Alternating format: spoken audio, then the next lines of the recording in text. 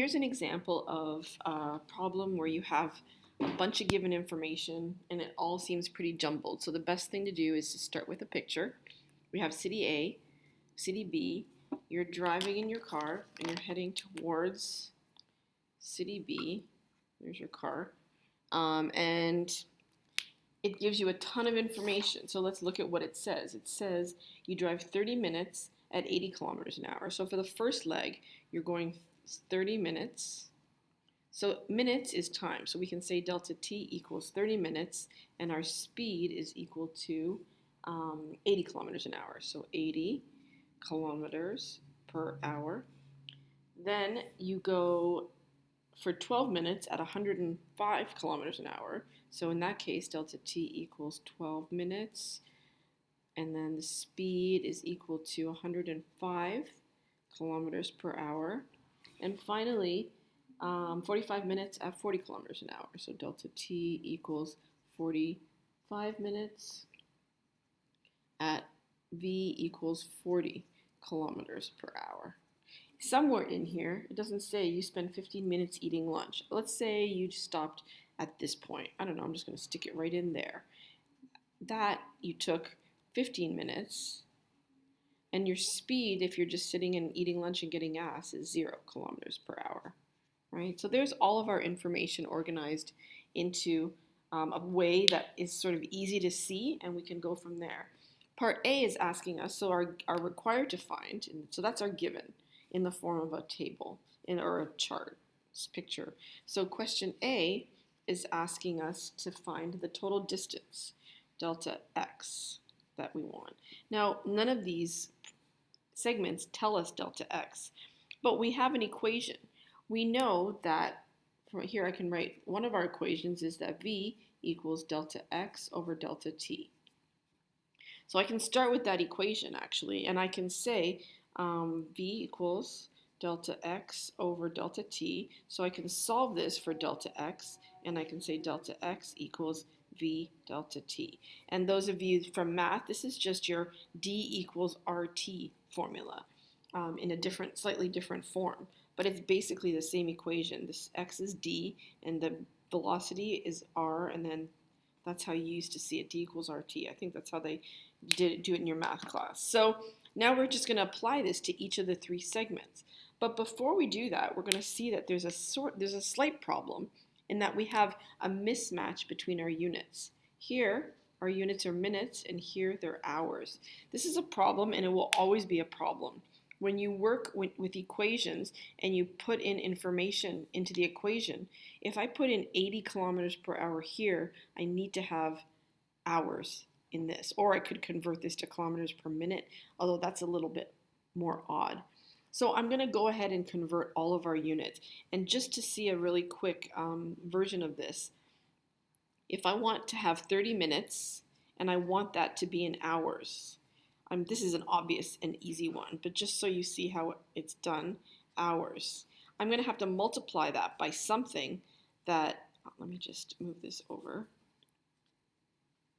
I'm going to have to multiply that by something that's going to cancel out the minutes and leave hours in the numerator. So the way I make this equal to 1 is 1 hour equals 60 minutes, and therefore I'm going to just take 30 divided by 60, and I get 0.5 hours. Okay, so I can write up here, this is equal to 0.5 hours.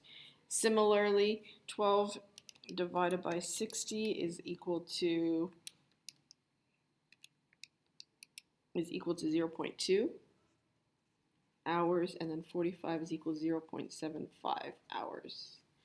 Okay, so we can then go ahead and solve each of the parts of it using that method. So let me erase this and go back. So now for the first leg, we've got delta x equals v, which is 80, times t, which is 0.5, and that equals 40 kilometers.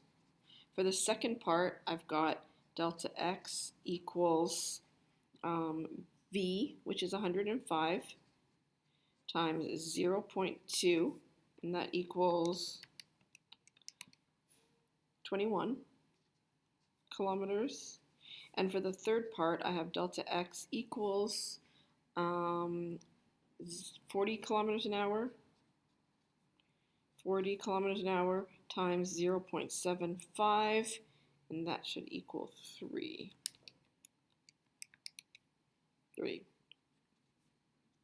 kilometers. Okay, and so for part A, if we want to find the total, we're just going to add those all up. Delta x total, and this is a distance, remember. It's not a displacement, although it's the same thing. We're talking about distance.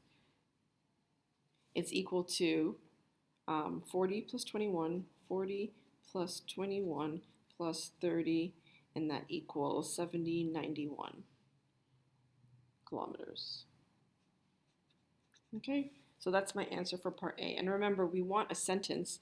So the question said, what was the total distance you traveled? The distance was 91 kilometers. Good. Part B asks the total time it took to get from city A to city B. So total time, and that is a simple matter of just adding it all up, right? The only thing we haven't converted is this 15, because we didn't add it to our distance. We didn't have any distance here.